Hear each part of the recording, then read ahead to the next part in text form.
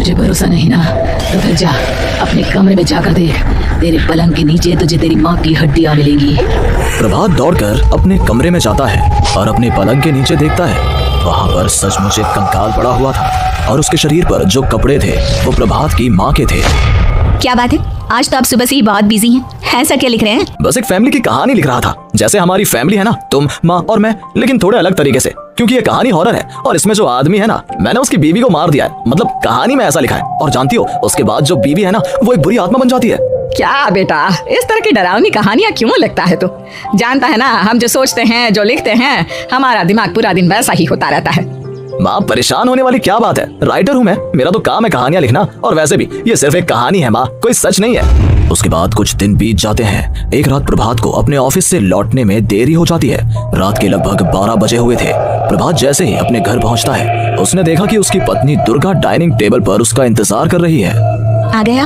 कब से आपका इंतजार कर रही थी। देखिए ना, खाना भी ठंडा हो गया है। अरे दुर्गा, आज तुमने अपने इतने लंबे लंबे बालों को खोलकर क्यों रखा है? तुम तो हमेशा अपने बाल बांध कर रखती हो। वो क्या है ना प्रभात, जब इंसान अपनी जिंदगी से मुक्त हो जाता है ना, तो उसे दूसरे सारे बंधन खोल देने चाहिए। इसलिए मैंने अपने बालों के बंधन भी खोल दिए।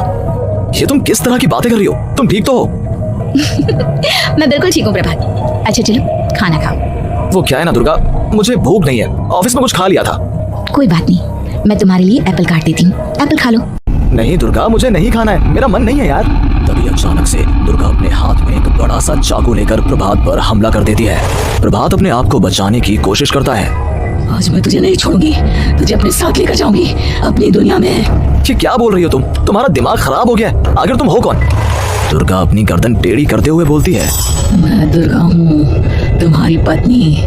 ध्यान से देखो मेरी आंखों में। प्रभात बुरी तरह से डर जाता है और घबराहट में वो चाकू अपनी पत्नी के पेट में मार देता है। उसकी पत्नी की वहीं के वहीं मौत हो जाती है और उसकी चीख की आवाज सुनकर उर्मिला दौड़ते हुए बाहर आती है। ये तूने क्या किया प्रभात? तुमने अपनी पत्नी का खून कर दिया, लेकिन तू तो उसे बहुत प्यार करता था बेटा। तूने बहू को क्यों मार डाला? माँ, ये आपकी बहू नहीं थी, इसके अंदर कोई बुरी आत्मा घुसाई थी। मैं नहीं जानता ये सब कैसे हो गया, लेकिन वो मुझ पर हमला कर रही थी, मुझे मारने की कोशिश कर रही थी। माँ, मैंने कुछ नहीं किया। ये तूने क्या कर दिया बेटा? दुर्गा ने मुझे कहा था कि वो तेरी कहानी को उस कैरेक्टर की तरह एक्टिंग करके तुझे डराने की कोशिश करेगी। अरे वो तो तेरे साथ मजाक कर रही थी। हे भगवान, ये क्या हो गया? इसका मतलब दुर्गा। लेकिन माँ, मैंने जो कहानी लिखी थी उसमें भी ऐसा ही हुआ था। उस औरत ने अपने पति के साथ मजाक किया और गलती से उसके पति ने उसके पेट में चाकू मार दिया। मेरी कहानी सच कैसे हो सकती है? माँ, मुझे बहुत डर लग रहा है। अब ये सोच, दुर्गा की लाश का क्या करें हम? अगर गलती से भी ये बात बाहर फैल गई ना, तो तुझे पूरी जिंदगी जेल की सलाखों के पीछे रहना पड़ेगा। एक काम करते हैं माँ, हम घर के पीछे वाले बगीचे में उसकी लाश को दबा देते हैं। अगर कोई पूछेगा तो कह देंगे कि उर्मिला अपने मायके गई और फिर एक दिन हम भी अचानक यहाँ से कहीं दूर चले जाएंगे। कोई नहीं आएगा हमें पूछने, कोई नहीं आएगा माँ, बाद में जो होगा हम देख लेंगे।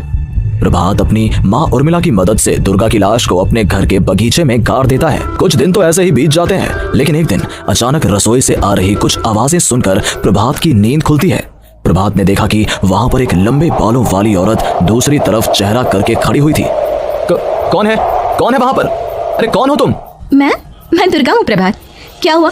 मुझसे इस तरह के सवाल क्यों कर रहे हो तुम दुर्गा नहीं हो सकती। दुर्गा तो प्रभात, मैं तुम्हारी पत्नी हूँ, तुम मुझे कैसे भूल सकते हो? 4 दिन के लिए मायके क्या चली गई? तुम तो मुझे भूल ही गए। अब अगली बार ना मैं कहीं नहीं जाऊंगी। पता चला तुमने तो मुझे पहचानने से ही इनकार कर दिया। नहीं, तुम दुर्गा नहीं हो सकती। तुम दुर्गा हो ही नहीं सकती। मैं जानता हूँ ये सब क्या हो रहा है। मैंने अपनी कहानी में लिखा था कि उस आदमी की पत्नी की मौत के बाद एक बुरी आत्मा उसका रूप लेकर उसके घर में आ जाती है। तुम वही हो ना? और अचानक से खूबसूरत दुर्गा का चेहरा काला पड़ जाता है। उसकी आंखें लाल हो जाती हैं और पूरे शरीर पर बाल, लंबे नुकीले नाखून, उसके दोनों पैर उल्टे हो जाते हैं और बेहद डरावनी आवाज में वो चिल्लाकर कहती है, बुरी आत्मा, मेरा खून करके मुझे अपने ही घर में गाड़ कर तू मुझे बुरी आत्मा कह रहा है? मैं तुझे छोड़ूंगी नहीं। और अचानक से प्रभात के घर में बेहद डरावनी आवाजें गूंजने लगती हैं। घर में चारों तरफ बहुत सारी बुरी आत्माएं नजर आने लगती हैं। प्रभात घबरा कर अपनी माँ को आवाज देता है, माँ कहाँ है आप? जल्दी आइए माँ, देखिए ना ये सब क्या हो रहा है। प्रभात ने देखा कि अचानक से उसकी माँ कमरे से दौड़ कर आती है। क्या हुआ प्रभात? और ये लोग कौन है? इन सब की गर्दन टेढ़ी क्यों है? इनके बाल खुले हुए। प्रभात, ये सब लोग तो मुझे मरे हुए नजर आ रहे हैं। हाँ माँ, ये सब लोग मरे हुए ही हैं और ये ठीक वैसा ही हो रहा है जैसा मेरी कहानी में हुआ था। लेकिन मेरी कहानी के हिसाब से तो आप भी अचानक से उर्मिला का रूप बदल जाता है। वो भी एक डरावने साए की तरह बन जाती है और बेहद डरावनी आवाज में चिल्ला चिल्ला कर कहती है, मर गई तेरी माँ। जानता है, कल रात जब तू सो रहा था ना, तो मैंने उसके शरीर का सारा खून पी लिया।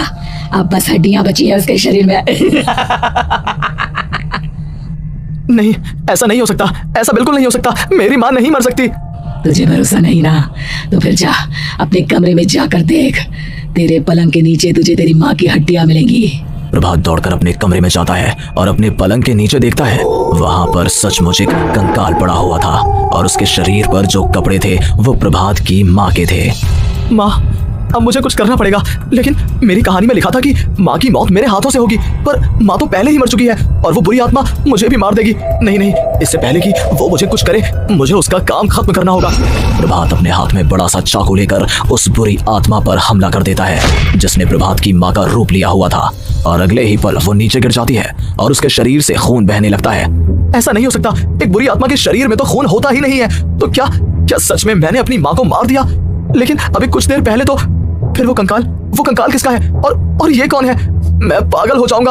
और अपनी माँ की लाश, इसका मैं क्या करूं? लोग पूछेंगे तो मैं क्या जवाब दूंगा? तभी वहां पर दुर्गा का रूप लेकर जो आत्मा थी उसने प्रभात से कहा, गाड़ दे अपनी माँ को ले जाकर उसी जगह जहाँ तूने मेरा खून करके मुझे गाड़ दिया था। जा, चला जा। घबराया हुआ प्रभात पागलों की तरह अपनी माँ की लाश को लेकर बगीचे में गाड़ देता है। प्रभात की हालत पागलों जैसी हो जाती है। वो अपने आप को अपने घर में बंद कर लेता है। कहानी के हिसाब से तो आगे ये हुआ था कि कहानी लिखने वाले ने उन बुरी आत्माओं से डरकर आत्महत्या कर ली थी। तो क्या मैं भी मर जाऊंगा? क्या मैं भी आत्महत्या कर लूंगा? एक काम करता हूँ, मैं अपनी कहानी का अंत बदल देता हूँ। हाँ, ये मैंने पहले क्यों नहीं सोचा। मैं लिख दूंगा कि कहानी को लिखने वाला आत्महत्या नहीं करता, बल्कि कहीं दूर जाकर नए सिरे से अपनी जिंदगी शुरू करता है। यही सोचकर प्रभात ने अपनी लिखी हुई कहानी को बाहर निकाला और उसे पढ़ना शुरू किया। ये देखकर वो हैरान रह गया कि कहानी का क्लाइमैक्स तो किसी ने पहले ही बदल दिया था। ये क्या? इसमें तो लिखा हुआ है कि आखिर में उस लेखक की पत्नी और माँ दोनों बगीचे में जिंदा दफन थे। बुरी आत्माओं ने उनको कैद करके रखा था और वो लेखक अपनी माँ और पत्नी दोनों को जिंदा बाहर निकाल लेता है। लेकिन ये सब लिख किसने दिया? प्रभात दौड़कर बगीचे में जाता है और वहां पर खुदाई करना शुरू कर देता है। प्रभात देखता है कि वहां पर लकड़ी के 2 बड़े संदूक हैं और उनके अंदर से आवाजें आ रही हैं। प्रभात बचा मुझे। अगर थोड़ी देर और होगी तो वो मुझे छोड़ेगी नहीं।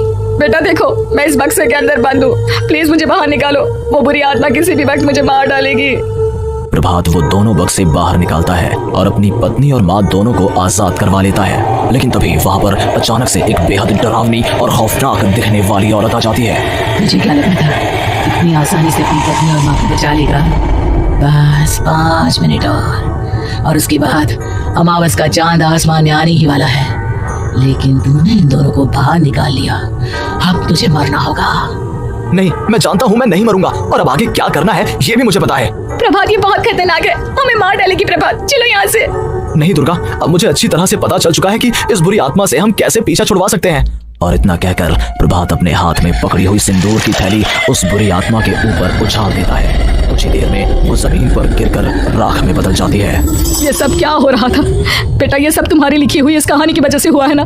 नहीं माँ, पहले मुझे भी ऐसा ही लगा, लेकिन बाद में पता चला कि बरसों पहले हमारे इस बगीचे की जमीन के अंदर किसी को जिंदा गाड़ दिया गया था और बस उसी औरत की आत्मा हमें परेशान कर रही थी। उसी ने मेरे शब्दों में जान डालकर उस कहानी को जिंदा कर दिया था।